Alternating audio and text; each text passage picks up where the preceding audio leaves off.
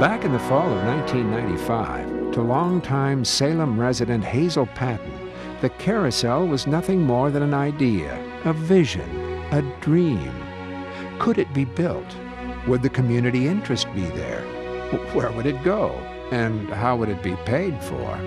At that time, she didn't know the answers to those questions. All she knew was that she was inspired to build it, and somehow, some way, she'd get it done. My son and his wife were attending the University of Montana in Missoula, and they'd say, "You've got to come and visit us, but when you do, you've got to see the carousel in this community. It's made such a difference in the town. The community made it, and they're very proud of it." And so when we finally did visit them, I did go down to their riverfront and rode on their carousel, and then I fell in love with it and understood why it meant so much to the community, because each horse, each entity in that carousel had a story of someone or something in Missoula. And when you walked the streets of this little town, there was a lot of pride and a lot of community involvement. And I could see that happening here. Welcome to InSight. I'm Wendy Brokaw. Let's take a carousel ride back in time to the first days of the Salem Carousel. How did it get going? Who started this?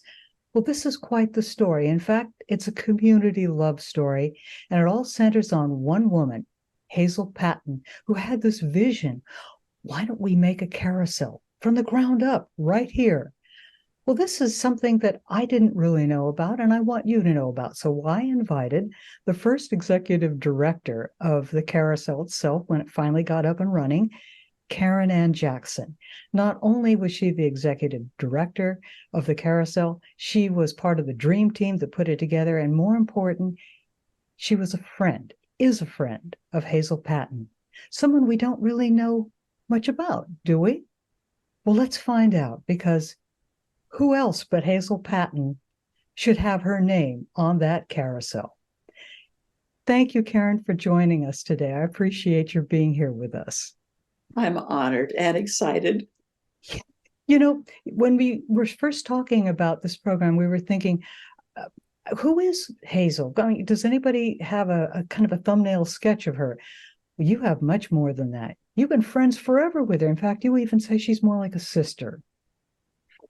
She is. My parents, just recently deceased, she considered her parents, even though there were only like between 10 and 15 years difference between them. But she is like a sister. And we go back to the days when sesquicentennial was being celebrated.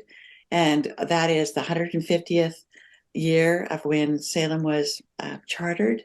And that's where I first met this powerhouse. We just connected. And over the years, we've done some political campaigns together. We've done smaller projects. And then she'll call me up every once in a while and she'll say, "Are you ready for another partnership?" And that woman, 87 now, with a memory like nobody I know, well beyond me, can pull together history and expertise from way back. So she's raised 5 boys, was married to Roy, who's been gone since before the carousel opened. She still misses him every day. She's a dog person and a walker. She's loyal. She's funny. There's something about her. And when we get our personalities together, we have runaway laughs where we just start crying because we're laughing so hard over nothing in particular. Oh, that's wonderful. Yeah, she everywhere she goes, she's a giver and a doer and a creator. Did you always know that she had a passion for carousels? Oh, no, I don't think she did. It was the 90s and things were tough in those days, Wendy. That was an economically tough time for our community, for others across the nation. Housing, taxes. It was just not a fun season in our life in Oregon and in the nation. And she went to Missoula to visit a son in the college there and was just floored at what had happened in the community. They had recently opened up their carousel. that the community had come together to build on their riverfront. And again, it was not a restoration project. So many people think carousels are restoration projects, and there are some phenomenal ones. But that one was created by people in the community with their stories. And everybody was on fire about it. So she came back and called me up and said, "Are you ready for another project?" And I said, "Hazel, I'm always ready. What is it?" And that's how it started. So she put together this little team, and we just started the dreaming of it. And that was in '96 when that happened. And she and I drove to Missoula to see it. And we were so excited. And we get in kind of this altered space when we're together. So we're driving up the highway and we're going to head east. And we're almost to the other side of Portland somewhere. And I said, "Something's wrong with the car's direction thing. We're going east." And she said, "Yeah, we're going east." And we said, "No, we had totally missed both exits that would have taken us east towards Montana." And that was the beginning of our laughing road trip. So you were part of her dream team. Right away, you knew that you had an agenda. Boom, boom, boom. You had to decide. What were the big things that you had to decide with your team? Well, who's going to do the work? Who was going to get the word out to the community? And how were we going to raise the funds for it? And then creating a nonprofit and all that creates. So that was like one of two major projects. And then the other side was the team of artists somebody had to carve these babies and sand them and paint them. Somebody had to do that. And so it was two separate but very well coordinated teams that were created. So we did the business side, the fundraising side, the board of directors, the community outreach, the speeches, and then the other side were, again, the carvers, a group that just kept growing with Dave and Sandy's. It started out with their people in their carving studio. They taught carving. He did. And You're talking about Dave and Sandy Walker. What made you decide they were the best fit for this project? She had heard about their studio and his teaching of carvers, and so went to visit with him and knew he had such a big heart. Dave and Sandy's hearts they were a match in that way, and that he was growing a community of carvers already in his studio. And Sandy is an artist extraordinaire, a drawing painter, and again, just sweet, kind, loving people. So they took a trip to Missoula, and they took a trip, I think, to the one in Washington, and maybe there's two others. And they came back and said, "We're going to do this. We don't know how. It's way bigger than anything we've ever dreamed of doing." And they just started with their carvers, and those carvers talked to other carvers, and those carvers talked to other carvers. And then as the community caught fire with this, more people came forward. And that's how the two teams that created the physical parts of the carousel came together. Hazel's idea was simple. It's not our carousel, it's yours, it's the community's. The slogan, in fact, was, "We're all kids on a carousel. Come along for the ride." What an inspired idea. So that became Adopt a Horse. How did that work? And not only get the community involved, but raise money to create the carousel? This gives me goosebumps. It was like if you were standing on the edge of a lake and you saw all of these sparkly diamonds and you threw a net out and all you had to do was bring them in. They were just waiting to be gathered. I mean, it happened so fast. It was $5,000 a horse 25 years ago. And people got to meet with Sandy. Sandy took their ideas and then began to draw in their ideas into different shapes of a horse. There were 3 sizes of horses. And in the beginning, you could choose if you wanted the biggest one that would be on the outside row, or a medium one on the inside row, or a smaller one on the very inside row. You'd meet with her, and then she'd have you come back and come back. And once the design was settled on, then the drawings, like blueprints, were created. And I think it was Salem Blueprint printed up these great big blueprints. They'd be hung on the wall of what was the building downtown? Littman Building. Is that what it's called? And they would be hung on the wall, and then the carvers would come in and they would give it a chunk of this wood and begin drawing on it and then begin their carving. So that's how it all began. And that went on for years. What's exciting to me was to think that people could actually have a big part in their own family history as part of that horse. How did that work? And some of those then said, well, I want to participate in carving and sanding my horse. Can I? So they would come in, and then their kids would come in, and producing the grandkids would come in, and they'd be given a piece of sandpaper or a sand block and be able to work on one of the hooves or maybe on a piece of the tail or on the horseshoe, just for 5 minutes. And therefore, they helped to make that horse, and they helped to build the carousel. Yeah. And then where do you put a carousel? That was another thing that happened. In fact, I love these stories. I love it, Wendy. There was a tower clock. Not sure if it was from Willamette or where it had spent its lifetime. And the plan had been for the city to put it in the riverfront park, right as you'd see it when you drove from State Street, headed, west. And Hazel said, no. That doesn't, how would that draw anybody to our beautiful 22-acre park? So she went to the city and said, could you, would you, may we, can we? And we did. And so we worked with the city to create the design that would fit in the blueprint or the hoofprint. In fact, there was a sign. There was a sign at one point that said "Home to the Salem Carousel." I mean, the city really got behind it. Oh, the city was phenomenal. The city and the architects, everybody was so happy to be a part of a joyful creation, not out raising political awareness, political money for the, people that need to be fed, money for this, money for that nonprofit. None of that, because this, everybody could relate to. When we would be at like the art fair, and you'd see these little kids walking up with their 25 cents, just in awe at the carvers carving and sanding and putting their money in and knowing that they were helping to create this for their community.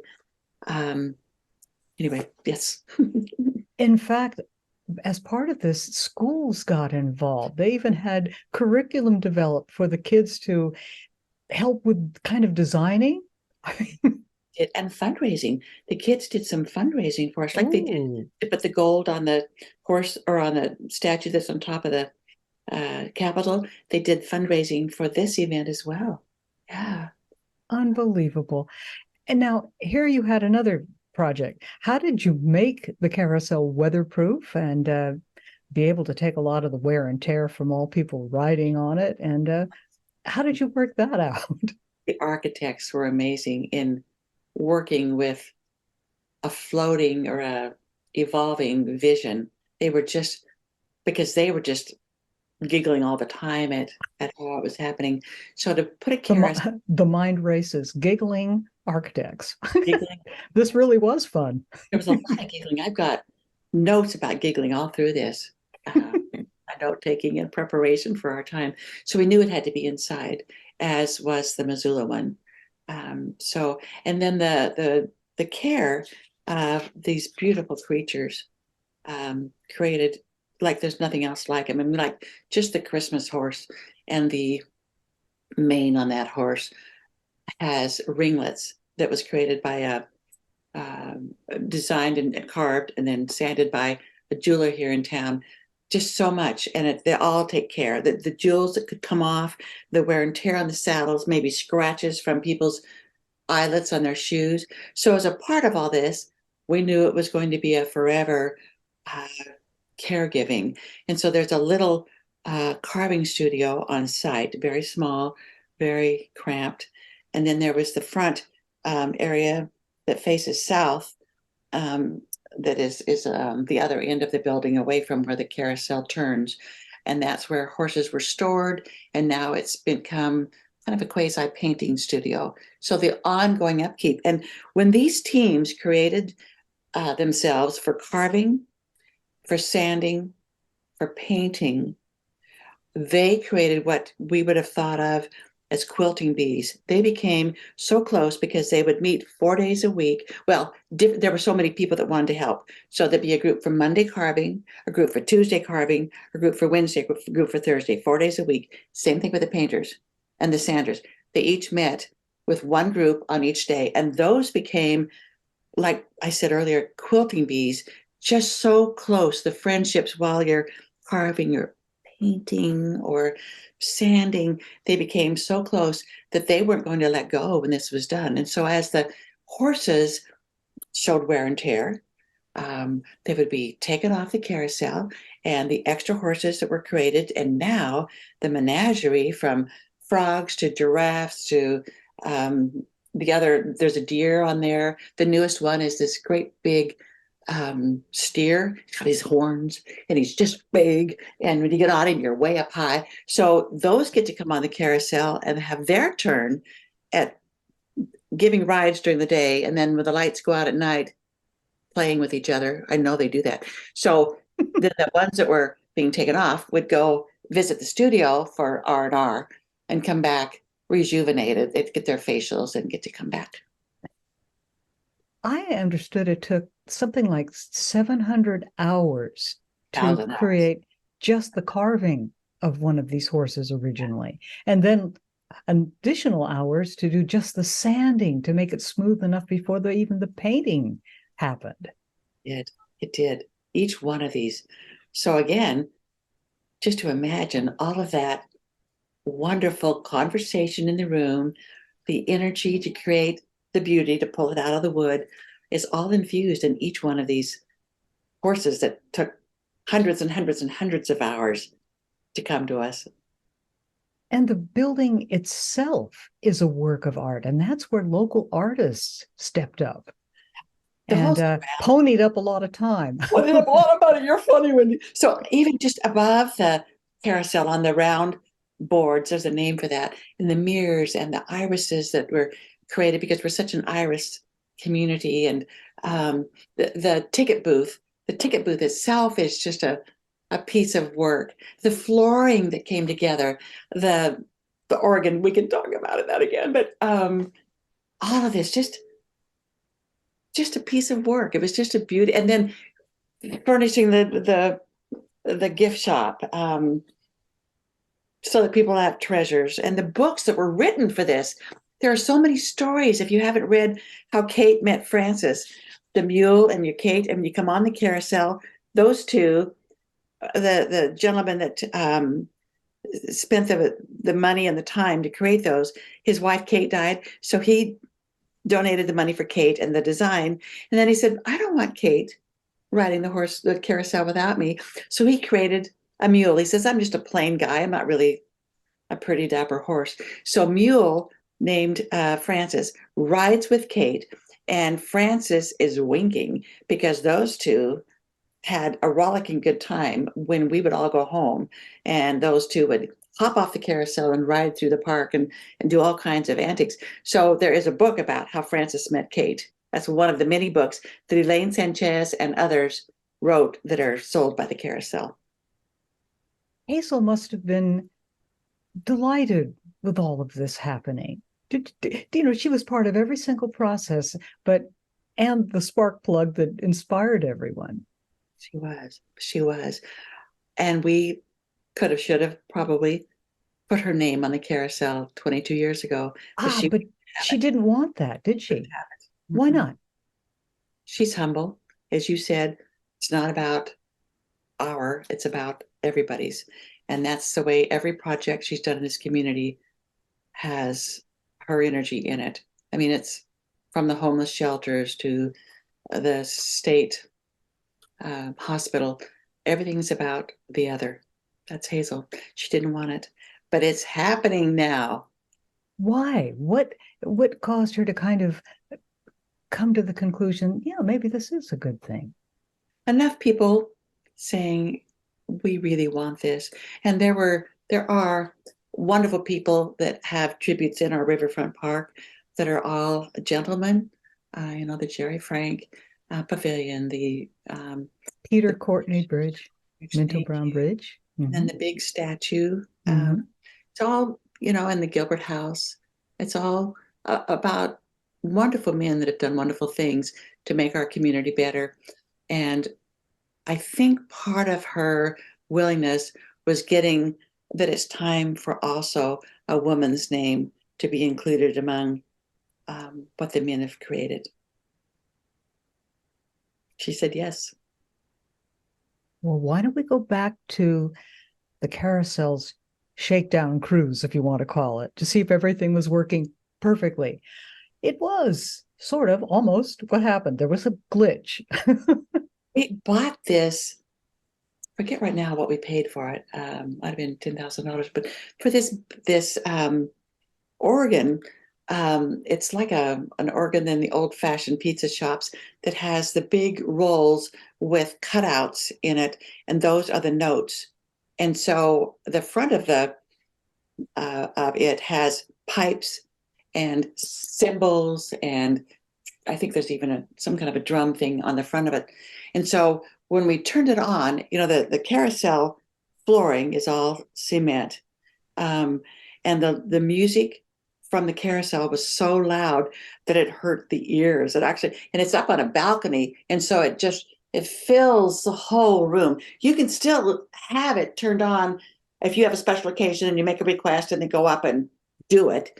But it's not used on a regular basis because it overpowers with its commanding loudness. Yeah. So that was a little bit of a glitch. And then I just wanted for the community to realize that on 9/11, we were brand new. And we've been open since June. And I did not know what to do that day as executive director. I did not know what to do. Do we open? Do we not open? What's the most respectful? And I called Hazel and said, what do I do? What do I do? And she said, let's open. And I said, can we do it for free? And she said, yes. So we just opened the carousel on 9/11. And we hung a great big flag underneath the balcony that held the organ. And we let anybody that wanted to come down, and I don't remember which press caught it, but anybody that came in could have a free ride to normalize our lives again a bit and have joy and a distraction. So that was just one of the things that we did. And people came. And people came. And people came. And one of the joys to witness, Wendy, is when a busload of people with special needs pulls up and the carousel opens up early for them, and they get to come in and are assisted to get on what can work for them and see them riding the carousel. And we've taken our refugees in there. It's just a center point of joy as it turns in that riverfront park. Yeah. And when you drive away from the Capitol, you look up State Street and you don't see a tower clock. You see now it's now Hazel Patton Riverfront Carousel right up State Street. It's goosebumpy. Would you take us back to opening day Oh, so long ago? We had a series of opening days. We brought in the first day all that had worked on the carousel and had funded the carousel. So it was a private opening. And one of the touching stories was this family that had donated a horse and come in to work on all the different aspects of creating it. And on the front of this horse is and I forget his name, I'm sorry, but on the front of the horse is a medallion of this child's face. And he's a special needs man in our community now, but a youth in our community. And his parents did not know that this was happening. So when they came in on that special first day and brought this delightful young man to meet his namesake horse, and the family got to see this horse for the first time, there was cheering and crying all through, because everybody knew it but them, all through Carousel Kingdom at that moment. So many moments of that. So that was pre-opening. And then opening day, many people came, a beautiful sunny day. The governor was Kitzhaber, and we asked him if he would like to come and do our ribbon cutting. And he brought his young son, who was early grade school, for the first ride with him. So he was a part of that. We had a band. We had kids doing singing and community activities. What did Hazel have to say that day? Do you remember? Hazel's heart is a heart of gratitude, and that's what it was all about. She was full-hearted, full-voiced, and thanking every arena of people that she could think of that had followed her vision and took it on as their own. She was so articulately grateful, as Hazel is. Yeah. What did you take away from that day that still speaks to you even now? Yeah, that our community could find a way to joyfully come together to create something that was ongoing, not just a day, not just a party, not just an annual event, but I've been in there 3 times in the last week with my 4-year-old great-granddaughter, and watching the faces, Wendy, still watching the faces of the parents as they're standing beside the horse that their child's on and wanting to capture their child's awe and joy and their giggles. Come back to the giggles. I never get tired of going in there. It's a haven of magic. Oh, I love that. A haven of magic. Haven of magic. Mm. Well, it really is inspiring to hear this. Would you tell me, since you started to talk about, there's a little kind of a cramped quarter where they can refurbish the carousel horses. What's the carousel's future? What's next? Well, we are fundraising. Here we go. Oh, here we go. We're fundraising. There is going to be an annex fundraised and created that will be on the riverside of the building of the carousel. And this will be a carving studio, and it'll be, you'll be able to walk by and look in the windows and see carvers in there, or go in and visit. And it'll be a separate entrance from the carousel.